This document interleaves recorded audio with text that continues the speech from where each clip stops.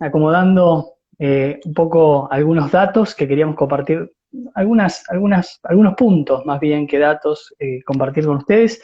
Hoy hemos venido para compartir con ustedes un tema que es el karma, un tema que realmente si hubiésemos hablado de esto hace algunas décadas, quizás poco sabríamos de qué estamos hablando.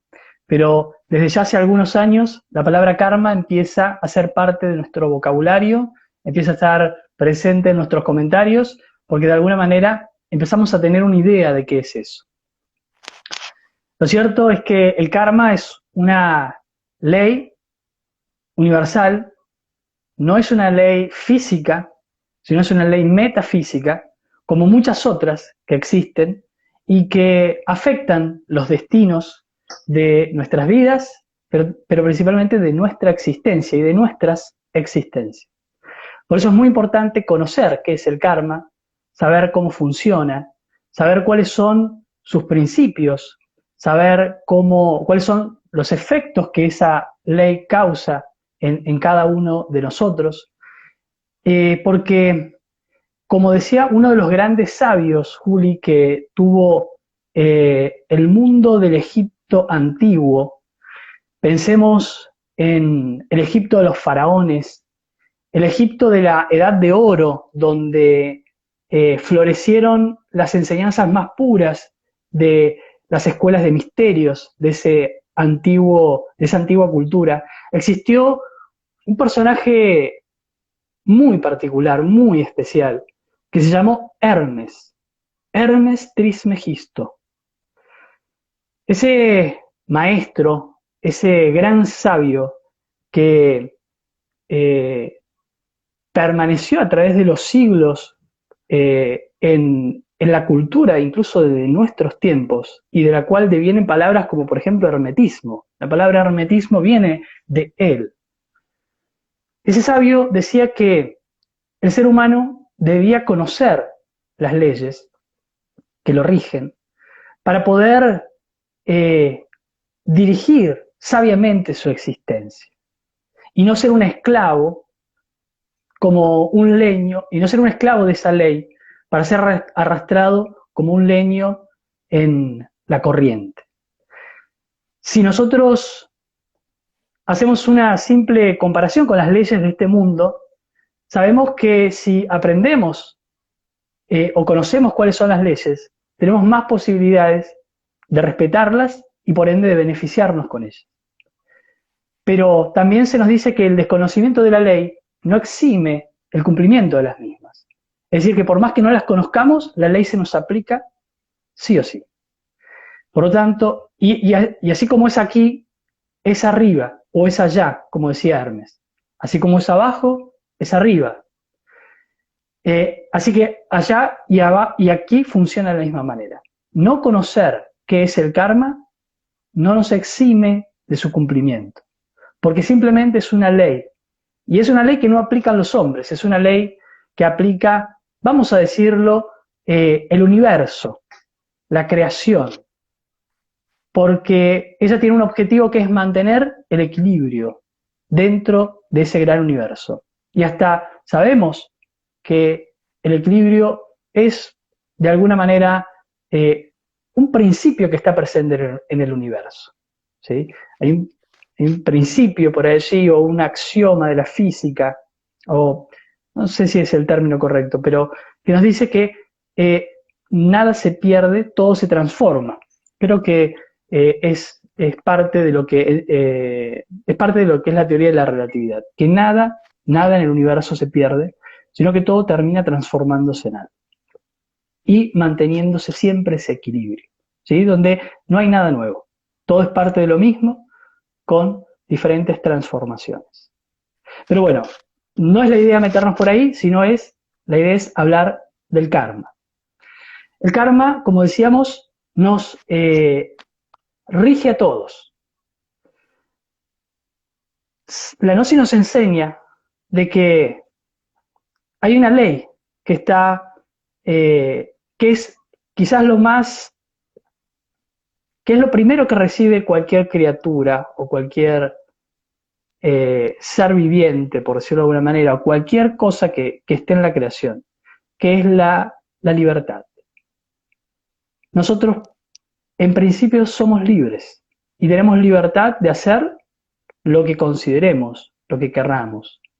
Y eso se nos respeta. Nosotros gozamos de lo que se conoce como libre albedrío, la libertad. Pero, como decíamos, la libertad hace que nosotros podamos elegir, podamos optar. Pero esta ley, esta otra ley que existe, es la ley que va ajustando, va acomodando las cosas para que no se produzca un desequilibrio en el universo. Por lo tanto, nosotros somos libres de hacer lo que queramos, lo que querramos, pero de todo, o todo lo que hacemos tiene una consecuencia, tiene un efecto. Por eso también esta ley se la conoce como ley de causa y efecto, ¿sí? Porque el efecto que nosotros vivimos en nuestras vidas, cada cosa que vivimos en nuestras vidas, tiene un origen, tiene una razón de ser, tiene un porqué. Y ese porqué puede estar en esta vida o en vidas pasadas. La ley de causa y efecto, conocida en el hinduismo y en el budismo como karma, es una ley y un principio universal. Pero todas las antiguas tradiciones nos han hablado de esa ley. Yo traje acá algunas frases que quería compartir con ustedes. No frases, algunas citas serían más bien. Por ejemplo, hay un pasaje bíblico que está en el Evangelio de Mateo, capítulo 1, versículo 12, que dice: así que todas las cosas que queráis que los hombres hagan con vosotros, así también haced vosotros con ellos, porque esto es la ley y los profetas. Es decir, que lo que uno haga o lo que uno quiere que le hagan a uno hágaselo al otro, porque esa es una ley, dice el Cristo, ¿sí? Y es esa misma ley. En el Bhagavad Gita se nos dice, en los Puranas, que son los textos hindúes muy antiguos, nos dice: todo hombre recoge las consecuencias de sus propias obras. El Bhagavad Gita nos habla del camino del karma yoga, que tiene que ver con la correcta acción, la correcta forma de actuar. El Corán nos habla de ella también. Vamos a compartirles, porque son bastantes las frases, pero se las vamos a compartir en ese material que creo que mencionaba Juli. Allí pueden verlas y pueden tener acceso a ellas. Fíjense esta, que es de un texto budista muy antiguo y uno de los textos quizás más importantes del budismo, que es el Dhammapada. Ahí dice: el malhechor todo lo ve bien, hasta que su mala acción da fruto. Pero cuando madura la fruta, entonces ve sus desafortunados efectos. Incluso una buena persona puede experimentar dolor al obrar bien, pero en cuanto el fruto se produce, entonces experimenta los buenos resultados. No penséis con ligereza sobre el mal, diciéndoos: no vendrá a mí.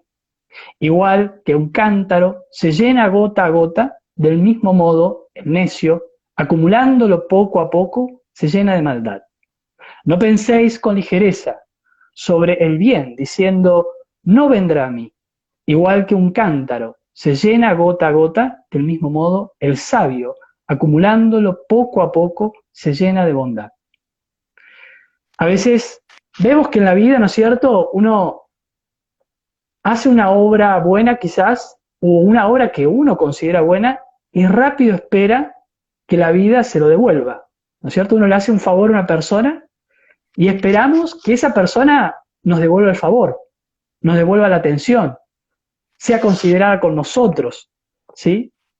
Pero eso no es así y no funciona así, porque si no, viviríamos haciendo cosas buenas solamente por interés. Claro. Todo es parte de un proceso en el que, como en la siembra, uno siembra algo, pero no recoge al día siguiente. Recoge después de haber sembrado, o primero labrado, después sembrado, después cuidado, regado, protegido, y un día uno cosecha.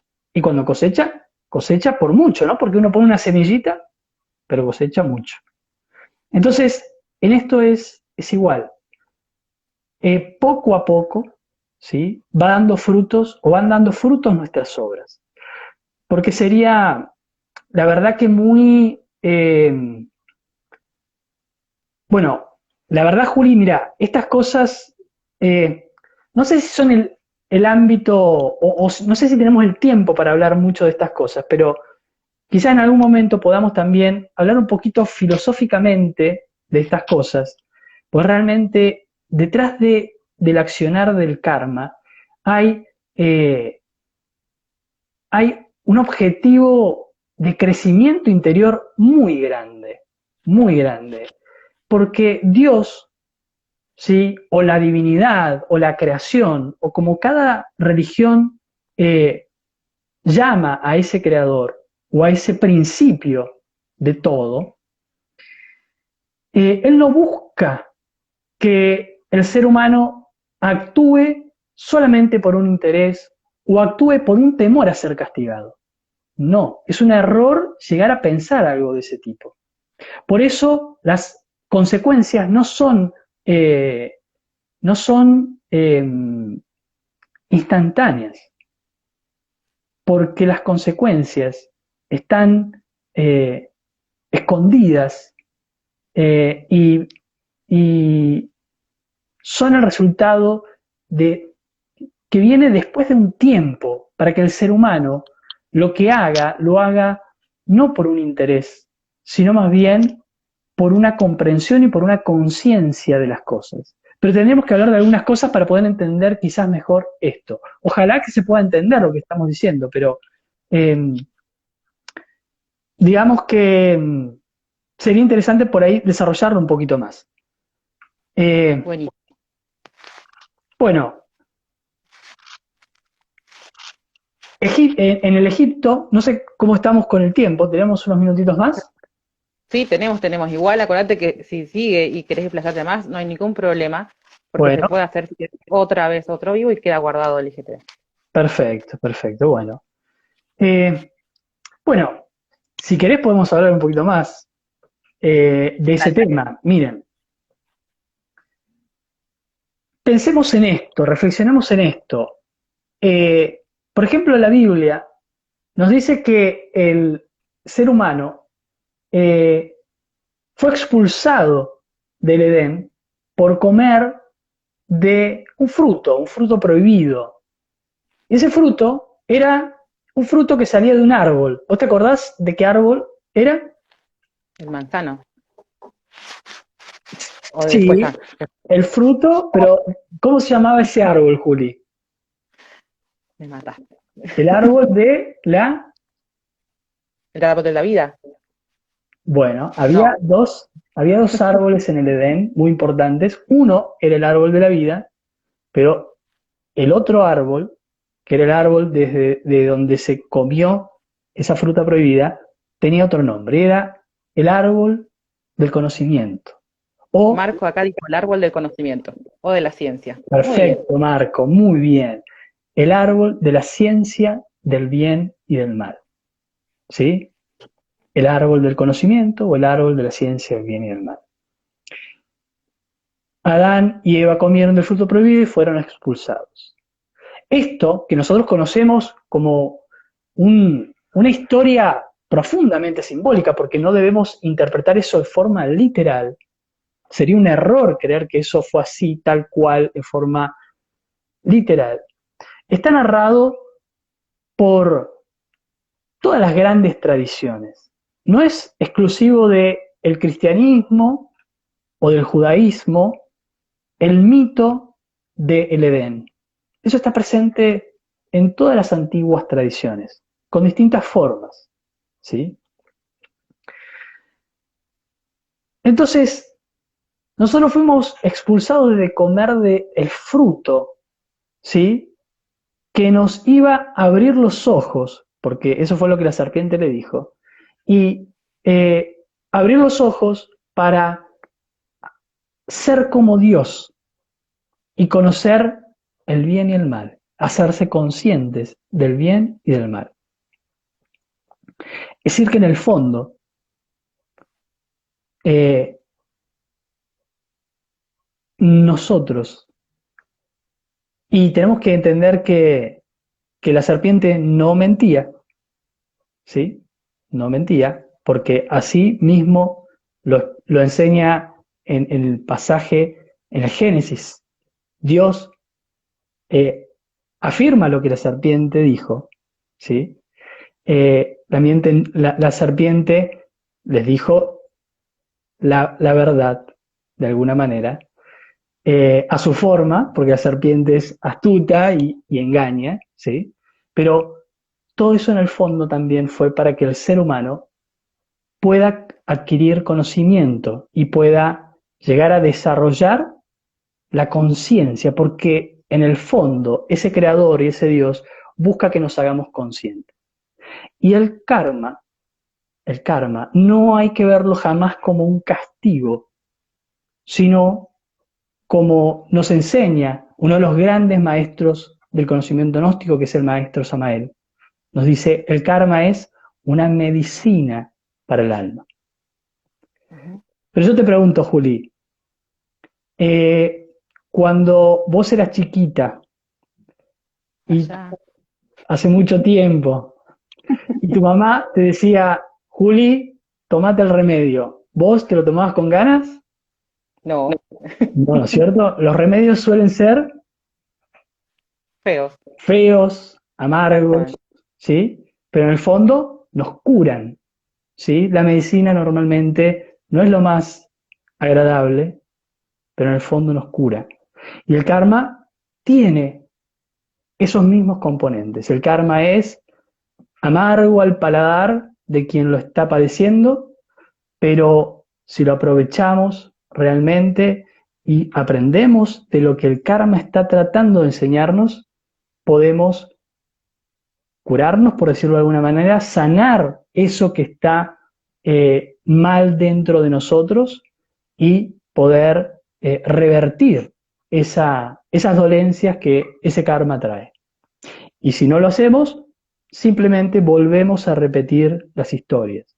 Por eso ahí aparece la recurrencia, que una persona preguntaba en una de las preguntas que vos me hiciste ver de los chicos que estaban preguntando, decía, ¿qué diferencia hay entre la recurrencia y el karma?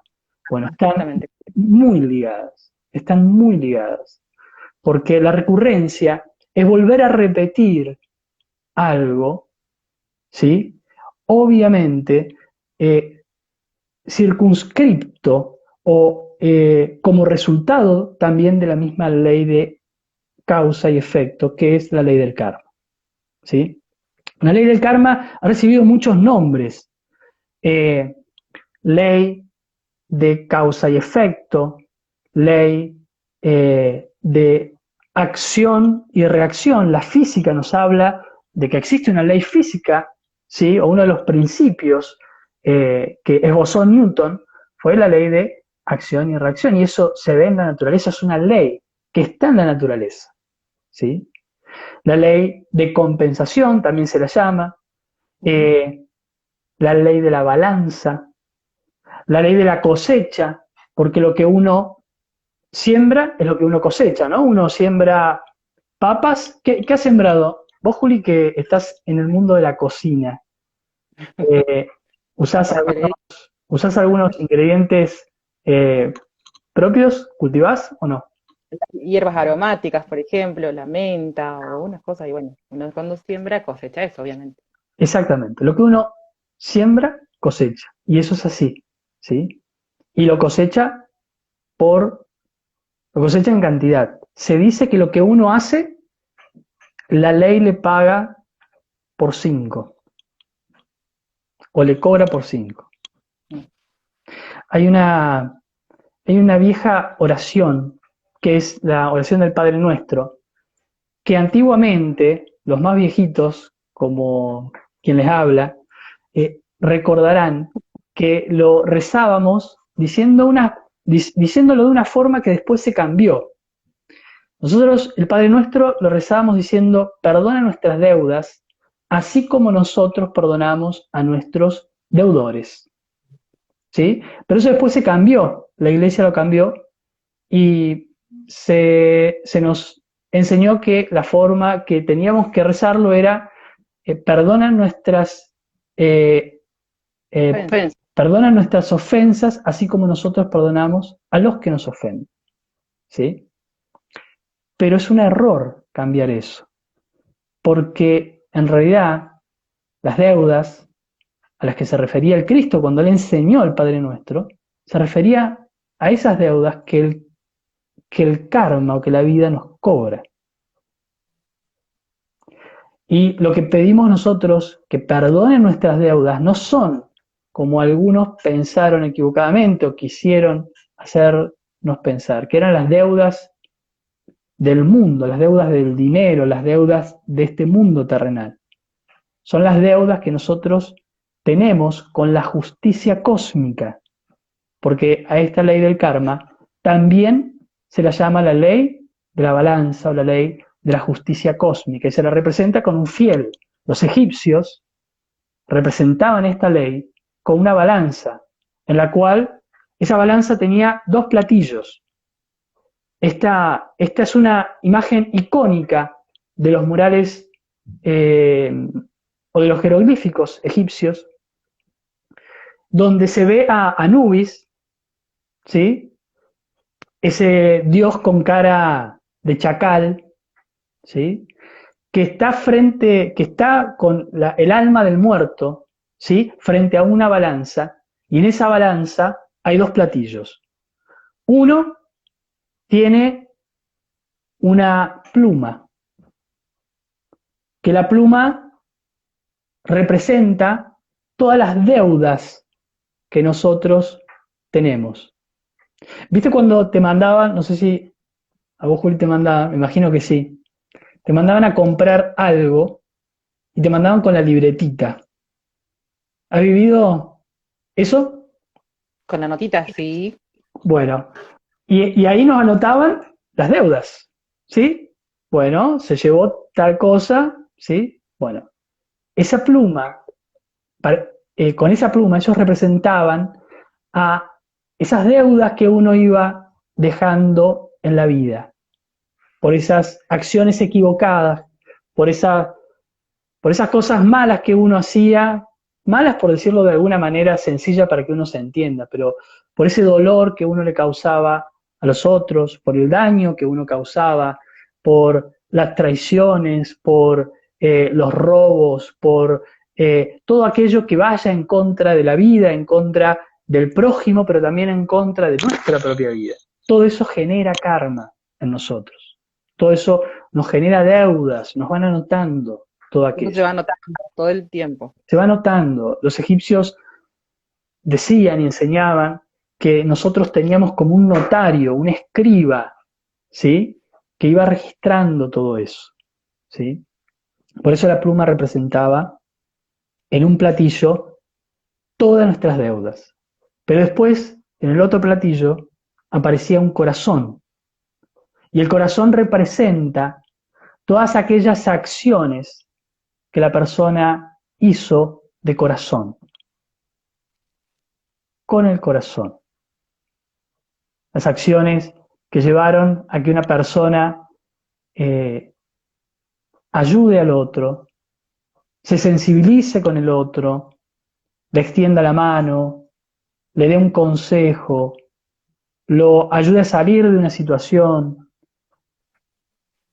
todo aquello que hace que el bien se exprese en la tierra, y necesita de hombres para eso. Desinteresadamente, obviamente, ¿no? Desinteresadamente, porque tiene que salir del corazón, no de la cabeza. aunque, como dicen, la ley no se queda con nada. Hasta haciéndolo con la cabeza, la persona recibe su retribución, pero lo que sale del corazón es lo que se llama dharma, y es la acción más elevada, la acción que es el resultado de la conciencia, de la acción de la conciencia. El dharma es la acción como resultado, perdón, es el acto como expresión de la conciencia, como resultado de la acción de la conciencia. Allí está esa ley maravillosa, que hay mucho realmente para poder compartir, para hablar, porque uno tiene que entender, como decíamos, cómo funciona esto. Entonces hay formas en las que uno paga, en las que uno genera karma, pero también hay formas en las que uno paga karma. Y hay que conocerlas para poder entenderlas mejor. De todo esto también profundizamos en lo que es el curso, en la conferencia 16. Allí hablaremos con mayor profundidad de todo esto, ¿sí? Pero bueno, no sé qué hora tenemos, creo que podríamos pasar con las preguntas, si te parece. Preguntas. Buenísimo. Muchas fueron muy parecidas, así que pusimos las más relevantes. Así que bueno, mostramos acá algunas. ¿Cómo sé cuál es el karma que tengo que pagar en esta vida? Bueno, la verdad que es una pregunta interesante y tiene una respuesta quizás profunda, pero vamos a intentar responder algo de aquello. Todo lo que nosotros hemos vivido hasta hoy y que han sido padecimientos y sufrimientos es parte del karma que hemos venido a pagar, ¿sí? Ahora, si quisiéramos ver qué es lo que nos depara en el resto de nuestra existencia, nos enseñan los sabios maestros gnósticos que uno puede viajar conscientemente en el mundo astral a un lugar que humanamente o que nuestra sociedad desconoce por completo, pero que existe. Y es lo que se conoce como el Palacio de la Justicia Cósmica. Y es lo que los egipcios precisamente representaban en ese fresco, que tiene una existencia real, no es solamente algo resultado de la imaginación de los artistas egipcios, es algo real. Si una persona lograse desarrollar la capacidad de salir conscientemente en cuerpo astral, que es lo que hemos hablado en la plática anterior sobre el mundo de los sueños, si una persona lograse desdoblarse conscientemente en cuerpo astral, podría o puede dirigirse conscientemente a muchos lugares, a muchos lugares. Uno de esos lugares es el Palacio de la Justicia Cósmica. Dentro de ese Palacio de la Justicia Cósmica, uno podría entrevistarse, digámoslo así, con esos grandes jueces y poder tener acceso a ver cómo están nuestras cuentas y poder ver cómo está nuestra balanza y poder tener acceso a lo que debemos, lo que está próximo a ejecutarse y hasta hacer negocios con la ley. Porque la ley, se nos enseña, no es ciega en el sentido de que es misericordiosa. Es misericordiosa, es decir, es como un padre que hasta puede perdonarle algún castigo a su hijo si ve en él la intención de corregirse. Entonces, la misericordia es un atributo de la divinidad citado por todos los textos del mundo antiguo, de todas las tradiciones. Esas cualidades son de esa fuerza creadora que está presente en la justicia, que es una expresión muy elevada de Dios. La justicia es ser justo, no es algo sencillo. Ser justo es una virtud muy grande, que ni siquiera tiene la connotación que nosotros le damos, es algo que va mucho más allá. Pero así uno podría llegar a encontrarse con lo que depara, vamos a decir, nuestro destino, para que se pueda entender un poquito mejor, o por lo menos ese camino que tenemos trazado eh, para vivir, ¿sí? Tal cual, buenísimo. Bueno, es más o menos acá la pregunta de lo que estuviste hablando, de cómo generar Dharma, generarlo con buenas acciones desde el corazón y demás. Exactamente. El karma, otra pregunta, ¿el karma puede trascender generaciones? Bueno, miren, la verdad que eso deberíamos analizarlo en términos de lo que nos enseña la Gnosis.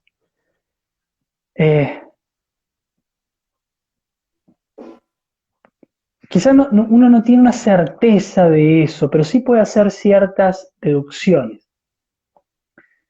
Sería injusto que una persona, sería injusto realmente, no tendría que ver con la justicia, que una persona pague por algo que no merece, ¿sí? Incluso nosotros vemos que dentro de una misma familia hay karmas que se le aplican a una persona de la familia, pero no a otras. Es decir, que la ley actúa de formas muy particulares en relación a eso. Nosotros tenemos karmas que son familiares, pero también tenemos karmas que son individuales. Por eso dentro de una misma familia, dos hijos tienen vidas muy distintas y muy diferentes. Incluso personas que hasta son gemelas, son idénticas, pero tienen vidas completamente diferentes. Han sido criados de la misma forma, al mismo tiempo, con los mismos padres, han crecido en el mismo vientre, en el mismo momento, es decir, todo, ¿no es cierto? Lo mismo, por decirlo de alguna manera, pero sus vidas son completamente diferentes y son seres totalmente diferentes. Pero sí tenemos que decir también que nosotros normalmente nacemos dentro de nuestra propia simiente. Nosotros retornamos al mundo en próximas existencias dentro de nuestra propia familia. Entendamos eso, ¿sí? Es decir, somos hijos muchas veces de nosotros mismos, ¿sí? Obviamente no de forma simultánea, no conviviendo de forma simultánea, pero a veces un abuelito o un tatarabuelo es la misma persona, ¿sí? Entonces allí se comparte el karma que se pueda estar recibiendo desde ese lado. Y la herencia y las enfermedades lo son. Hay enfermedades que son genéticas y se transmiten a veces de generación, en una se da, en la otra no, en la otra sí, ¿sí? Es decir que en algunos casos podríamos decir que sí. La pregunta que todos queremos saber, ¿se puede revertir el karma? Bien, hay distintos tipos de karma, hay varios tipos de karma. Y como dijimos, el karma tiene un objetivo que es enseñarnos. Si nosotros logramos aprender aquello que intenta enseñarnos el karma, podemos cambiar. ¿Por qué es eso? Porque nosotros, bueno, pero ahí nos vamos a ir por un tema un poco largo, pero eh, vamos a decir que nosotros podemos cambiar nuestro karma, podemos cancelar nuestras deudas. ¿Y cómo hacemos para cancelar nuestras deudas? Con buenas obras. Si uno quiere que su vida cambie, si uno quiere dejar de estar tan, eh, digamos, mmm, asediado por las deudas, por decirlo de alguna manera, si uno quiere que su vida realmente cambie, el mejor negocio que uno puede hacer es ayudar al prójimo, ayudar a los otros, hacer buenas obras, sin esperar un cambio rápido, pero uno empezar a tener esa filosofía de vida, ¿sí? Servir, ayudar, ¿sí? Y una persona que hace eso, como decía la frase del Dhammapada, gota a gota, el cántaro se rompe, el cántaro se llena, perdón, o el cántaro se rompe, no recuerdo bien, pero bueno, se acumulaba el agua, ¿sí? Y se recibía eso, ¿sí? Es decir, que es el mejor negocio que nosotros podemos hacer. Ahora, hay otro negocio mejor, que es eliminar las causas que originaron el karma. Y allí ya entra el trabajo con el agregado psicológico, eliminar el ego. Quien elimina el ego, elimina sus causas, sus deudas. ¿Qué pasa si una persona le debe a alguien y se muere? Sus deudas quedan condonadas, ya está. La deuda no existe más. Así sucede con el ego. El gran infractor, digámoslo así, el gran violador de las leyes que originan los efectos en nuestra vida, no es nuestra alma, no es nuestra conciencia, no es nuestro ser, es nuestro ego. Y es al ego al que se le cobra, pero como llevamos el ego dentro y como estamos tan identificados, sufrimos, obviamente. Pero es una medicina para poder hacernos conscientes de ciertas cosas. Entonces, si nosotros logramos eliminar el ego, lo que hacemos es eliminar las causas. Y al eliminar las causas, los efectos se eliminan por una cuestión lógica de cómo funciona esa ley. Ahora, existen karmas que se los conoce como karma duro. Así es el término en sánscrito, karma duro. El karma duro no se puede cancelar, toca pagarlo. La Biblia dice en varios pasajes, todos los pecados pueden ser perdonados, menos uno, los pecados contra el Espíritu Santo. Es decir, hay cosas que la persona puede cambiar, hay cosas que puede ser perdonada, hay cosas que puede cancelar, pero hay ciertas que no, y están relacionadas con el Espíritu Santo, que hay que entender que es el Espíritu Santo, no es una paloma, ¿sí? Es una fuerza que no solamente está a nivel universal, digámoslo así, porque es un principio universal, que es el tercer logos, como lo llamaban los griegos, que es eh, Vishnu, como lo llamaban los hindúes, que es el ibis de los antiguos egipcios, y que no es otra cosa más que el fuego dentro de nosotros. Todos los pecados pueden ser perdonados menos unos, los pecados contra el Espíritu Santo. Pero de eso también hablaremos por ahí más adelante. Buenísimo, súper claro. Bueno, acá está la pregunta que habías hablado al principio sobre el karma, la diferencia del karma y la recurrencia. ¿Cómo nos damos cuenta cuando una situación es karmática? Por ejemplo, una situación traumática como la muerte de un hijo. Bueno, Es que todo lo que nos sucede de alguna manera es karmático. Desde una tragedia como esa hasta una enfermedad, hasta tener una situación en el trabajo, en la familia. Normalmente todo está regido por esa ley, ¿sí? Los grandes problemas, nuestras grandes situaciones, tienen que ver con eso, ¿sí? Eh, Obviamente que también, así como tenemos karma, recibimos también dharma.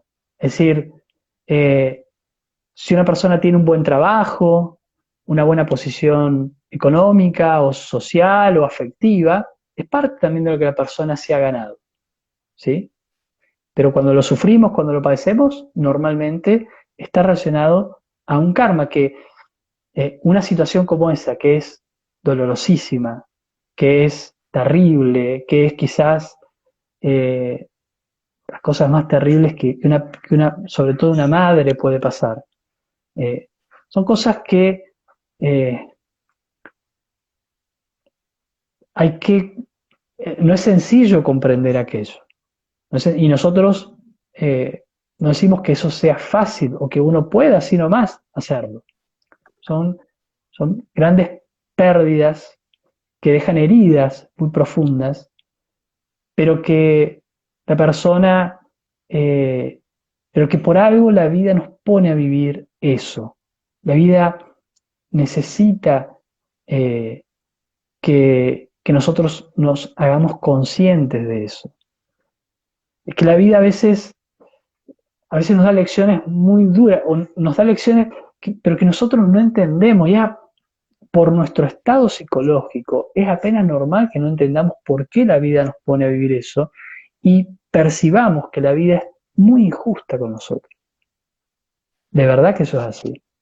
Es decir, todos tenemos la sensación de que nos merecemos una vida mejor. Es una sensación, miren, si existe alguien, deben ser muy pocos los que consideren que merecen una vida peor que la que tienen. Todos normalmente pensamos que nos merecemos una vida mejor, que no merecemos la traición, que no merecemos el engaño, que no merecemos el mal pago, que no merecemos eh, Sufrir. diferencia, el sufrimiento en toda su forma, ¿sí?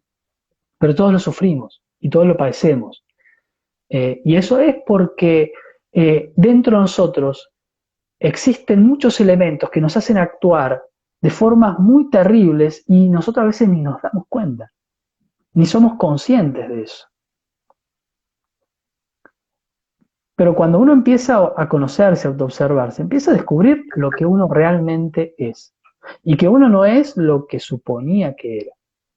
Y no lo decimos por nadie, lo decimos para que uno pueda, ojalá, tener la posibilidad de ir viendo esto en su vida, porque eso nos ayuda a entender que no somos lo que pensamos que éramos y que hay mucho que trabajar dentro nuestro y que hay muchas cosas que nos hacen ser eh, las personas que a veces los otros ven, pero que nosotros no vemos.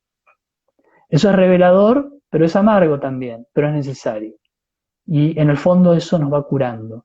Y quien se conoce a sí mismo, quien se comprende a sí mismo, quien va descubriendo todo esto, increíblemente va también cancelando karma, porque va eliminando aspectos de su psicología que tienen que ver con eso. Una persona que trabaja sobre sí mismo, que hace un cambio sobre sí mismo, que hace una transformación de sí mismo, su vida cambia y su vida va cambiando y llega un momento que cambia por completo, porque va eliminando todas esas causas que le originaban esos efectos tan terribles que todos sufrimos. Pero es un proceso, no es de un día para la mañana, es un proceso que la persona va haciendo. Y todo tiene que ver con empezar a darnos cuenta, ¿no? Que tiene que Sí, ver con el despertar. exactamente. Y miren, Si no te vivís como si nada y pensando en que sos siempre la víctima de todas las situaciones, es sí, como que uno se sigue metiendo en el pozo y se sigue metiendo en el pozo y cuesta más salir de esa situación. exactamente. Y Muchas uno no, veces a sufrir. Y uno no va a lograr, Juli, comprender las crisis grandes si antes no aprende a comprender las cosas más pequeñas. Pero es que uno va haciendo un proceso y en la medida que va despertando, eso le permite ir viendo un poquito más y después un poquito más y después un poquito más y después hasta tener claro de qué fue lo que vivió o qué fue lo que pasó o cuál fue el proceso que vivió. ¿Sí? Pero tampoco tenemos que desesperarnos por no comprender lo que nos pasa. Eso es gradual, eso es paulatino y en la medida que la conciencia va despertando, eh, se va produciendo esa comprensión en forma gradual de todo o de gran parte de eso. Y te van apareciendo situaciones para negociar también, ¿no? En esos dos aspectos que vos decías, en esa negociación, o eliminando el ego, o haciendo buenas acciones. Uno por ahí no se da cuenta y al estar dormido e inmerso en su problema o en sus sufrimientos, no se da cuenta que uno tiene situaciones en las que puede ayudar, en las que puede brindar una mano, en las que hay personas que la están pasando peor, en situaciones, en detalles, ¿no? Que pasan en la vida, o situaciones que nos permiten poder eliminar ese ego también. Sí, miren, si uno está pasando una situación, pídale a la vida que lo ayude con eso. Pídale a Dios, a quien la persona sienta que le puede pedir, ¿sí? Al Creador, al universo. Ustedes conéctense con su ser, con lo que hay dentro, con el principio espiritual que hay dentro o conscientivo que hay dentro de cada uno de nosotros. Y pídanle a eso lo que ustedes están necesitando y ofrezcan algo a cambio. Eso es negociar, ¿sí? Traten de que lo que ofrecen sea proporcionar a lo que piden, ¿sí? Y ensayen eso. Esa es una práctica que podríamos darles para esto de lo que estamos hablando, para que uno pueda comprobar que esta ley existe y que funciona y que tiene y que no es algo inconsciente, que no es algo mecánico, sino que es algo que está íntimamente relacionado a la divinidad. Y las situaciones van a llegar y las tenemos que ver y tenemos que darnos cuenta de eso, ¿no? Para poder Y sobreponernos en todo sentido. en este caso, claro, estamos diciendo, bueno, un ofrecer hacer algo bueno, ¿sí? No sé, vamos a poner un ejemplo. Ayudar, no sé, un comedor, donar alimentos, eh, ayudar a que alguien se cure, ayudar en la necesidad de alguien, ¿sí? Por decirles algunos ejemplos, ¿no? Ayudar a que alguien, no sé, apruebe una materia, algo que uno considere que puede hacerlo y que esté a la altura de lo que uno está pidiendo. Veámoslo, probémoslo con pequeñas cosas, ¿sí? Bueno,